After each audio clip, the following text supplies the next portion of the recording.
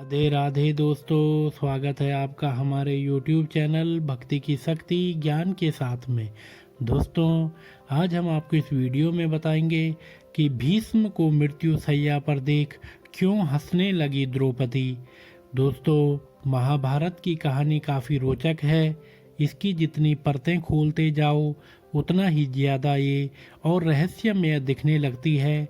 कौरव और पांडवों के बीच रंजिश के परिणाम स्वरूप महाभारत का भीषण युद्ध हुआ, जिसमें कौरव सेना को परास्त कर पांडवों ने अपनी विजय गाथा का परचम लहराया।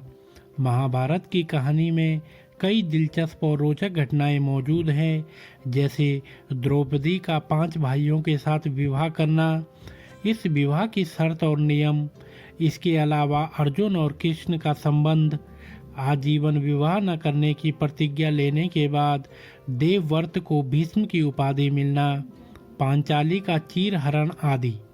इन सभी के अलावा महाभारत में कुछ ऐसी घटनाएं घटित हुई जो दिलचस्प से ज़्यादा रहस्य से परिपूर्ण हैं, जैसे शकुनी का प्रतिशोध, भीष्म को मिला इच्छा मृत्यु का वरदान, शांतनु का गंगा से विवाह, अम्बा का श्राप और शिखंडी का जीवन आदि। जिन लोगों ने महाभारत की कहानी को सुना या पढ़ा है वे बहुत हद तक इन रहस्यों से रूबरू होंगे, लेकिन आज जो कहानी हम आपको सुनाने जा रहे हैं उससे ज़्यादा लोग अवगत नहीं होंगे। महाभारत का युद्ध अपने अंतिम चरण पर था। अम्बा की वो प्रतिज्ञा पूरी हो गई थी जिसके अनुसार वह भीष्म की मौत का कारण बनना चाहती थी। शिखंडी के रूप में अपने पुनर्जन्म में उसने यह प्रतिज्ञा पूरी कर ली थी। अर्जुन के बाणों ने भीष्म पितामह के शरीर को छलनी कर दिया था, लेकिन भीष्म पितामह को प्राप्त इच्छा मृत्यु के वरदान की वजह से स्वयं यमराज भी आकर उनके प्राण नहीं छीन सकते थे। वे अभी भी जीवित थे। वे बाणों की सैया पर लेटे हुए महाभारत के युद्ध के परिणाम का इंतजार कर रहे थे। युद्ध के नियम के अनुसार सूर्यास्त के पश्चात युद्ध रोक दिया जाता था और ऐसे समय में सभी लोग भीष्म की सैया के पास एकत्र होते थे। भीष्म कुछ दिन और महाभारत का युद्ध देखना चाहते थे, इसलिए वे अभी भी जीवित थे। सूर्यास्त होते ही सभी परिजन और शुभचिंतक भीष्म के पास आते और भीष्म उन्हें प्रवचन देते थे। ऐसे ही एक शाम भीष्म प्रवचन दे रहे थे और सभी उन्हें बड़े ध्यान से सुन रहे थे, लेकिन सन्नाटे और गंभीर माहौल के बीच द्रौपदी अचानक से हंसने लगी। द्रौपदी को हंसता देख भीष्म अत्यंत क्रोधित हो उठे। साथ ही पास खड़े अन्य लोग भी द्रौपदी को क्रोध और अचंभे से देख रहे थे कि अचानक द्रौपदी के जोर जोर से हंसने का क्या कारण है।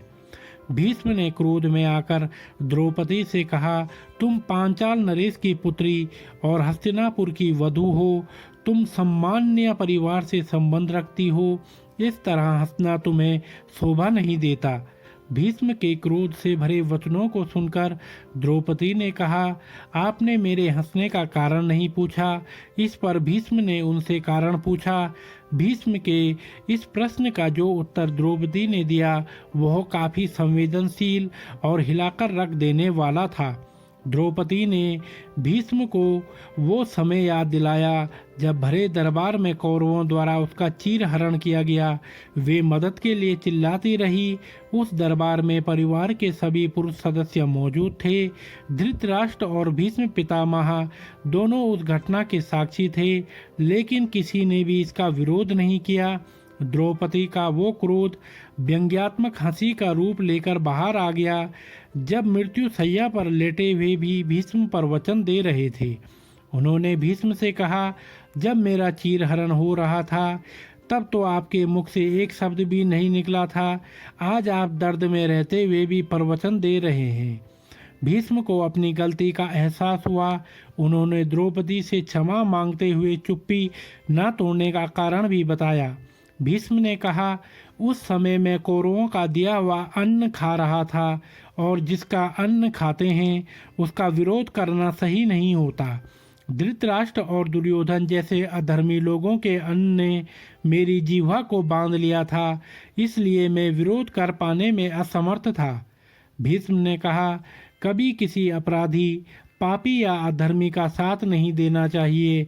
ऐसे लोगों की संगत स्वयं आपके चरित्र का भी नाश करती है। भीष्म के ये कहने पर द्रौपदी ने उनसे माफ़ी मांगी और भीष्म ने उन्हें माफ़ भी कर दिया।